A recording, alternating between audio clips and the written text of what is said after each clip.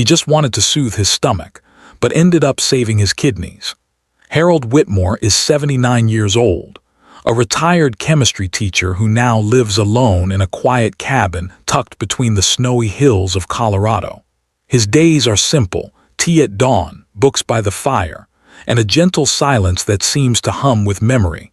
One cold January morning, Harold felt a strange discomfort in his lower abdomen.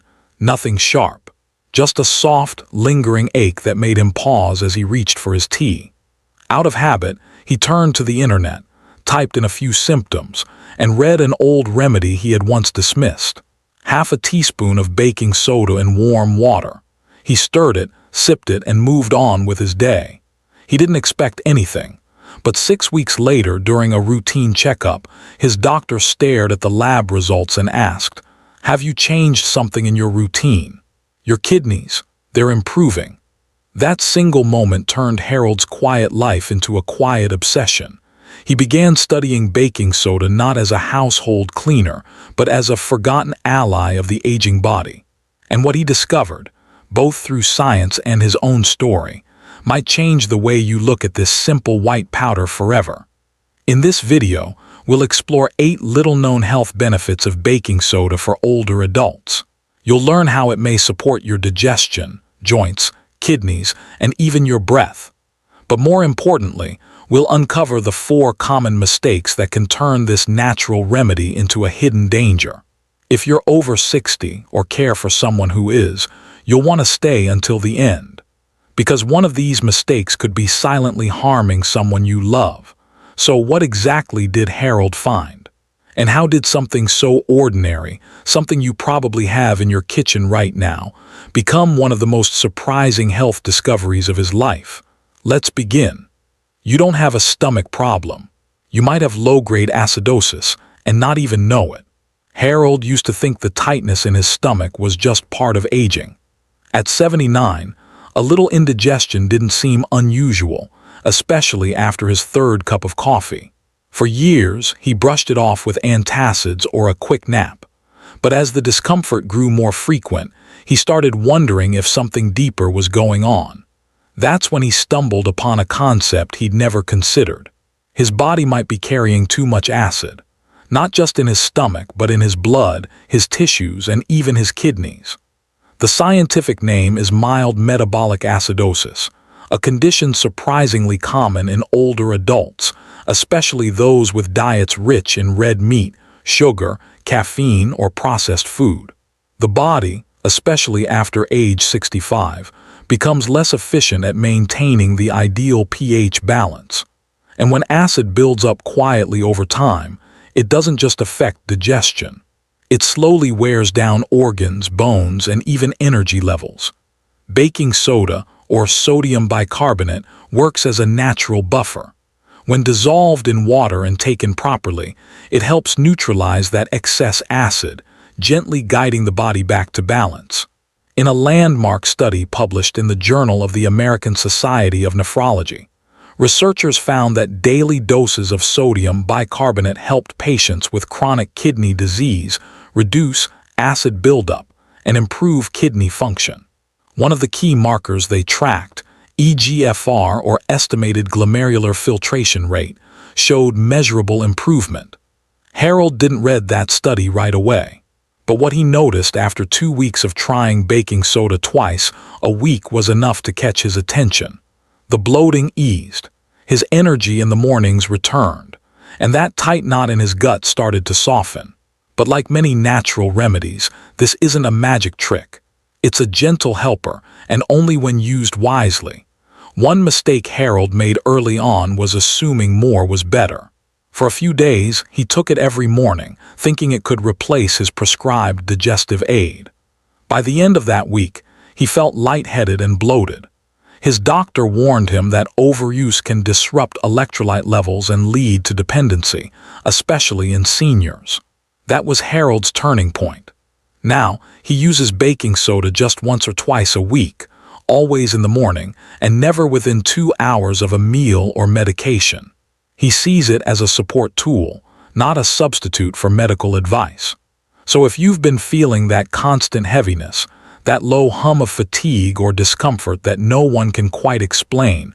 Maybe it's not your age. Maybe your body is asking for balance. And maybe, just maybe, the answer is sitting quietly in your kitchen cabinet. But balance is only the beginning.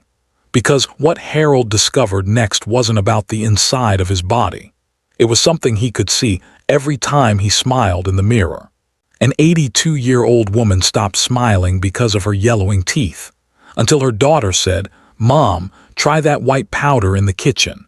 Harold's sister, Margaret, is 82, a soft-spoken widow who lives 2 towns over. For most of her life, she was the kind of woman who smiled easily. But after she turned 80, she stopped.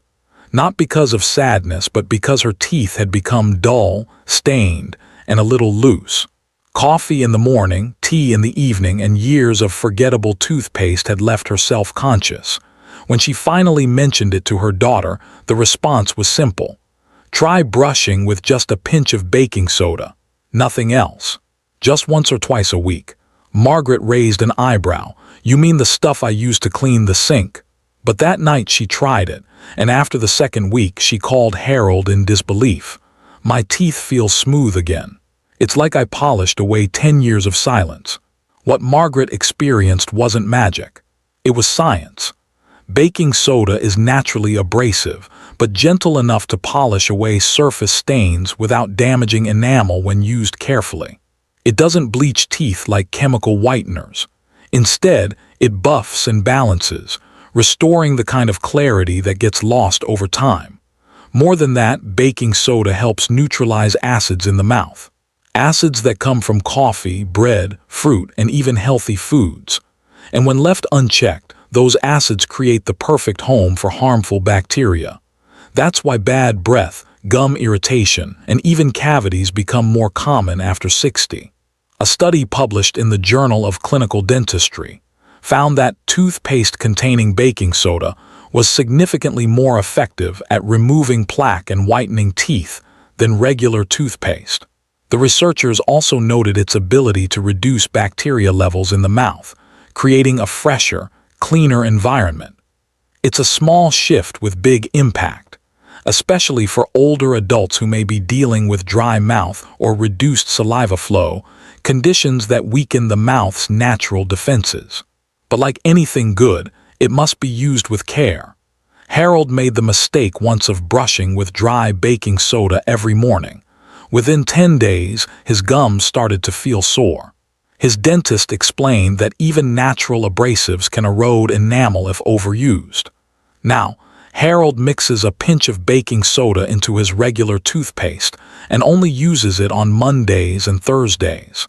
And Margaret, she's smiling again, not because her teeth are perfect, but because she no longer feels the need to hide them. There's something powerful about reclaiming a small joy like smiling, especially when that joy comes from something as humble as a kitchen staple. But Harold's journey didn't stop there. What he noticed next had nothing to do with teeth or digestion. It had everything to do with a quiet burn he used to feel at bedtime. It's not the spicy food. It's your esophageal valve quietly weakening with age. Harold had always been proud of his digestion. Even at 79, he enjoyed rich stews, spicy chili, and the occasional late-night snack. But a few months ago, something changed. After dinner, he began feeling a slow burn rising from his stomach to his chest. At first, he blamed the cayenne, then the tomatoes, then the onions, but the discomfort returned no matter what he ate. Some nights, he'd wake up around 2 a.m. with a sour taste in his throat and a tight pressure behind his ribs. It wasn't pain exactly, just a reminder that something inside wasn't right. That's when he remembered something a friend once said over coffee. Try half a teaspoon of baking soda in warm water before bed, just once. See what happens. That night Harold hesitated, then gave it a shot. The next morning he woke up rested without the burn. For the first time in weeks, he had slept through the night. What happened inside Harold's body is simple chemistry. Baking soda, or sodium bicarbonate, is alkaline. When it meets stomach acid, or hydrochloric acid, it reacts and produces carbon dioxide. That gentle fizz doesn't just neutralize acid. It reduces the internal pressure that causes reflux. In essence, it calms the storm in your gut and quiets the backflow that often follows. For seniors like Harold, whose lower esophageal sphincter may not close as tightly as it once did, this makes a world of difference. It's not just about food choices. It's about physiology shifting silently with time. Medical research supports this. Sodium bicarbonate has long been recognized as a fast-acting antacid. It doesn't mask the symptoms. It changes the environment, but like any remedy, it has its limits. Harold learned this the hard way. After a particularly rich meal, he doubled the dose, hoping for double the relief. The result: bloating, discomfort, and a scolding from his doctor, who reminded him that those with high blood pressure or kidney conditions must be especially careful. Baking soda contains sodium, and even small amounts can tip the balance in sensitive bodies. Now Harold follows a simple rule: no more than half a teaspoon, mixed thoroughly in a glass of warm water, and never more than twice a week. Sometimes, he adds a slice of ginger or a drop of honey to soothe his stomach further. It has become a quiet ritual, a small act of care at the end of each day, and the burn that once haunted his nights, it's mostly gone. Sometimes the body doesn't shout, it whispers. And when we listen closely, we find solutions not in the pharmacy but in the cupboard. For Harold, the relief was welcome, but what came next was even more unexpected. It wasn't just about how he felt. It was about how he moved. There's an anti-inflammatory medicine sitting in your kitchen cabinet, but hardly anyone believes in it. Harold never thought much about his knees until the stairs started reminding him of their presence. At first, it was just a stiffness in the morning. Then came the quiet ache after long walks, and eventually, the unwelcome crackle every time he bent down to pick up the mail. At 79, he'd heard all the usual phrases. It's just arthritis. That's what aging feels like. But he wasn't interested in taking painkillers every day. Years of teaching chemistry had taught him that every pill comes with a cost. And NSAIDs, the typical anti-inflammatory drugs, while effective, often bring side effects like stomach irritation, kidney strain, and even increased bleeding risk with long-term use. So he started looking elsewhere. What he found surprised even him.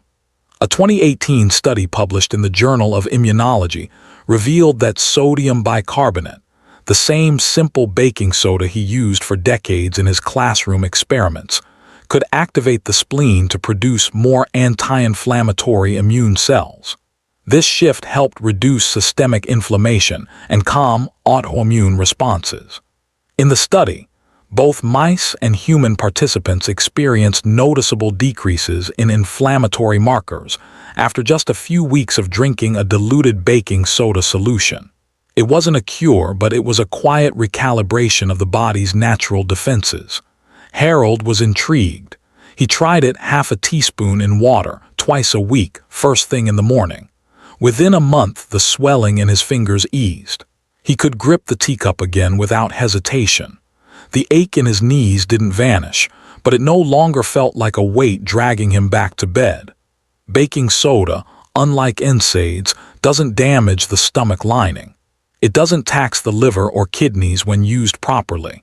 It simply nudges the immune system toward balance. But Harold knew better than to think it was a miracle. He never skipped his prescribed medications or ignored his doctor's advice. He saw baking soda as a complement, not a replacement. And when he shared the results with his physician, the response was cautious but respectful. "As long as you're consistent and moderate, keep going," she said. He now uses it only twice a week, never more than half a teaspoon each time. It's part of his gentle rhythm, like stretching in the morning or soaking his feet before bed. A simple act that reminds him healing doesn't always roar. Sometimes it whispers. And while the stiffness in his joints softened, Harold began to notice something else. A familiar pain in a different part of the body. Not in his bones, but in his big toe. Every time Mr. Carson had a gout flare-up, he couldn't walk more than 3 steps. until he tried the same powder his wife used to deodorize the fridge. Harold's neighbor, Mr. Carson, is 84, a proud man with thick hands and a stubborn streak. For decades, he built furniture by hand, refusing to retire until his joints made the decision for him. But nothing slowed him like the sudden, fiery grip of gout. It always came at night, a dull ache in the toe that swelled by morning into sharp, red agony. On the worst days, he couldn't walk from the kitchen to the porch without wincing in silence. "I thought it was just bad luck or age," he once told Harold, "until my wife handed me baking soda and said, 'Try this instead of blaming the beans.'" He laughed, but he tried. Half a teaspoon in warm water 2 hours after dinner. Within days, the storm began to quiet. Gout is caused by excess uric acid in the blood. When uric acid levels rise, tiny needle-like crystals form in the joints, most often in the feet and toes. These crystals trigger inflammation, swelling, and intense pain. Baking soda doesn't cure gout, but it helps by changing the environment where gout thrives. Its alkaline nature raises the pH of urine, making it easier for the kidneys to flush out excess uric acid before it crystallizes. A study published in Arthritis and Rheumatism supported this idea, showing that alkalinizing agents like sodium bicarbonate could help dissolve uric acid and promote its excretion. For someone like Mr. Carson, this simple change didn't just bring relief. It restored the freedom to move again. But like all natural remedies, it has rules. Carson learned the hard way that drinking baking soda on an empty stomach made him nauseous. Worse yet, combining it with meals high in purine like liver or sardines only made his symptoms worse. That's when Harold stepped in, sharing what he'd learned. "Take it only after your stomach has settled," he said. 2 hours after eating, and don't chase it with steak. Now Carson has a routine. Twice a week after dinner, he sits with a warm glass of water and a quiet moment. No pills, no painkillers, just the familiar fizz of a powder he once ignored. For him, it's not about curing gout. It's about gaining back those 3 steps and the dignity that comes with them. But while gout often attacks the joints, Harold discovered another enemy hiding closer to the surface.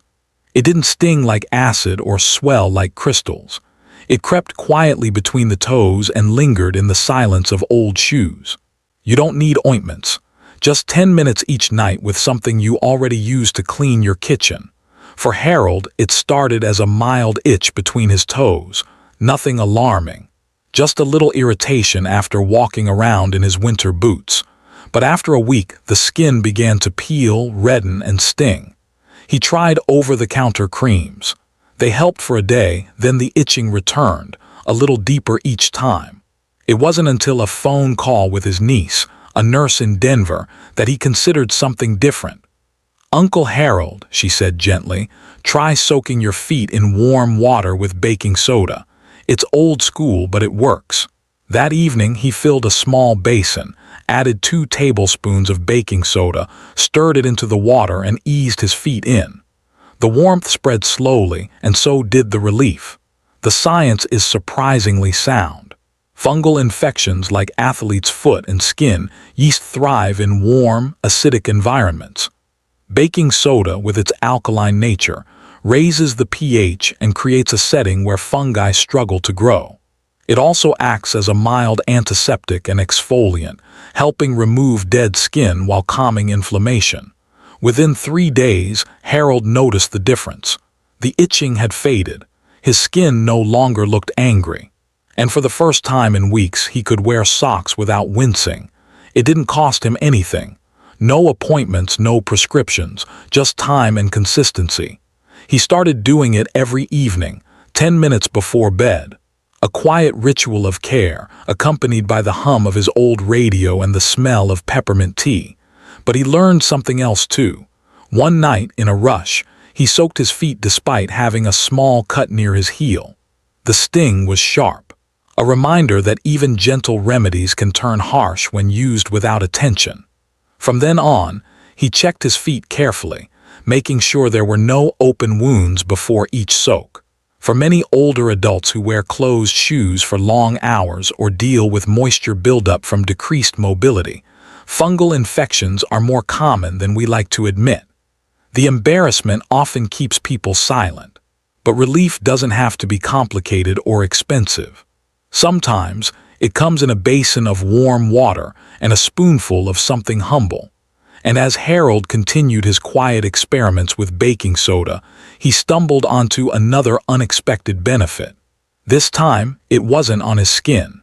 It was deep within his body, during those uncomfortable trips to the bathroom that had become all too frequent. Who would have thought the same powder used for baking could soothe one of the most uncomfortable struggles older women face? Harold's sister-in-law, Eleanor, is 76, a warm, graceful woman who rarely complains. But over the past year, she began experiencing a silent discomfort she was too embarrassed to talk about. Frequent urges, burning during urination, a sense that something just wasn't right.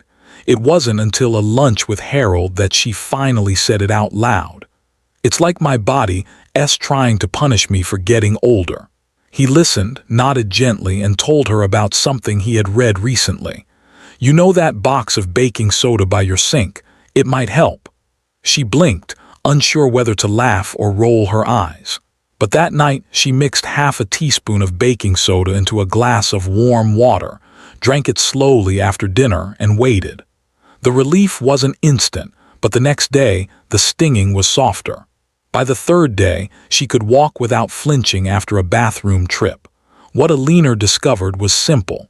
Baking soda helps raise the pH of urine. Urinary tract infections often thrive in acidic environments. When the urine becomes more alkaline, bacteria find it harder to multiply.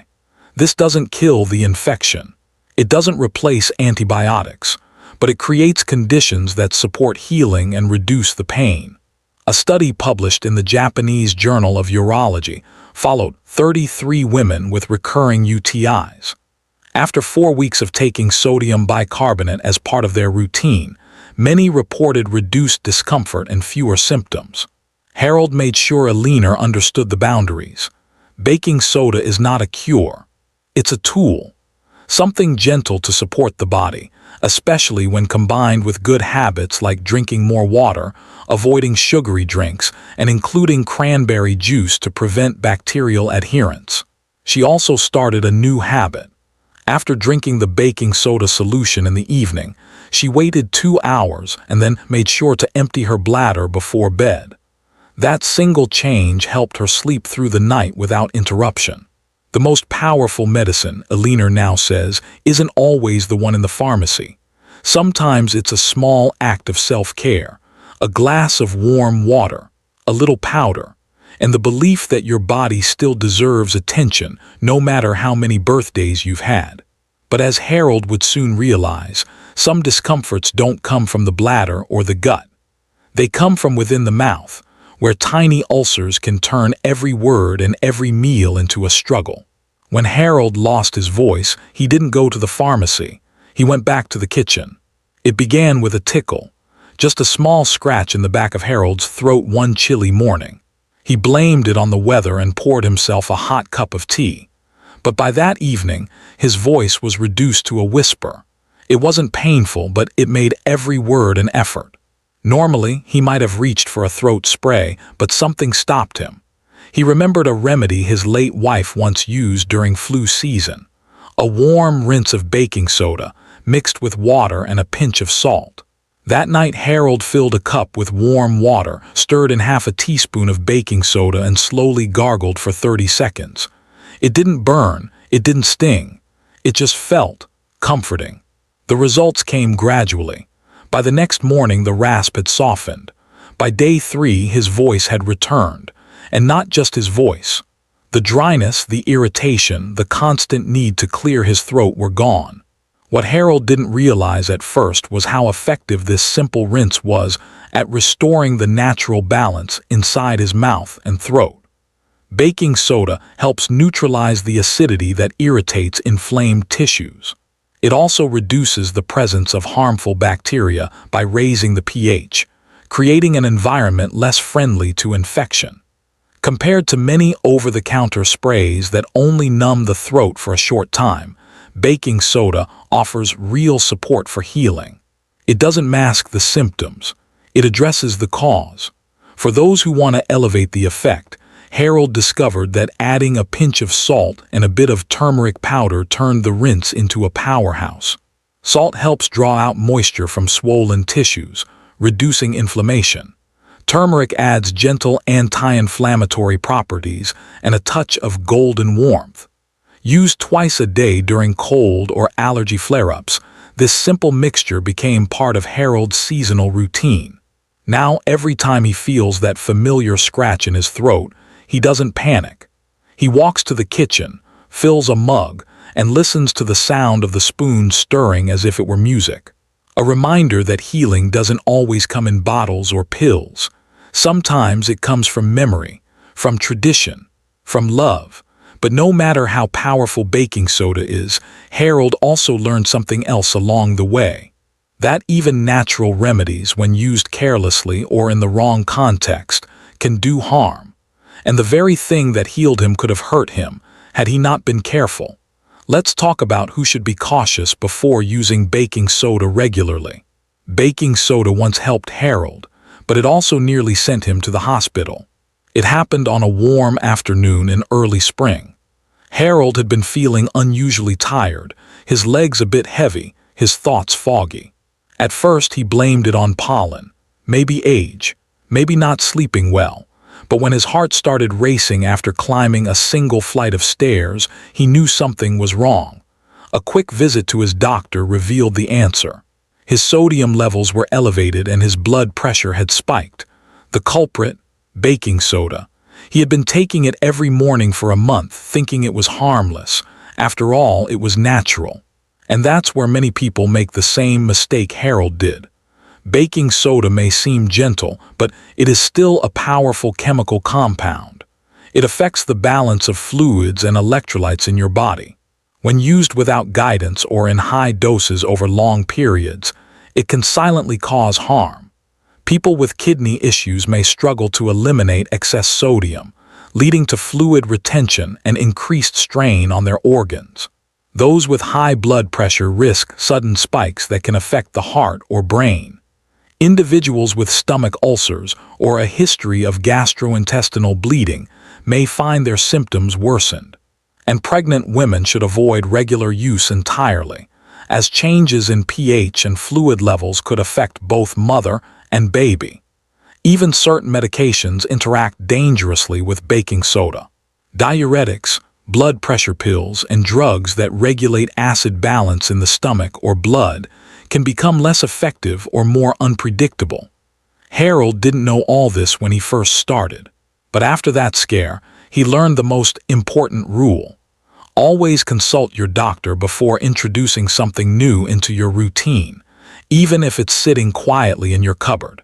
Now he limits himself to just 1 or 2 servings per week, spaced carefully between meals and medications.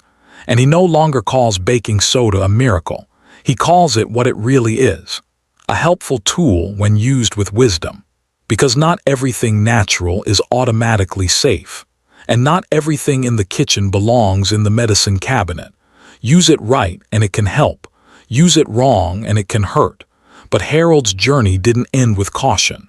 What stayed with him most was something deeper, a shift in how he viewed aging, health, and the quiet power of choosing to care for himself each day. Let's take a moment to reflect on that. Harold no longer puts his faith in pills alone. He puts it in understanding. He still keeps that little box of baking soda by his kitchen sink. Not because he believes it's a cure-all, but because he knows now how to use it with care, with respect, with wisdom. Over the past year, Harold has learned more than he ever expected from something so simple.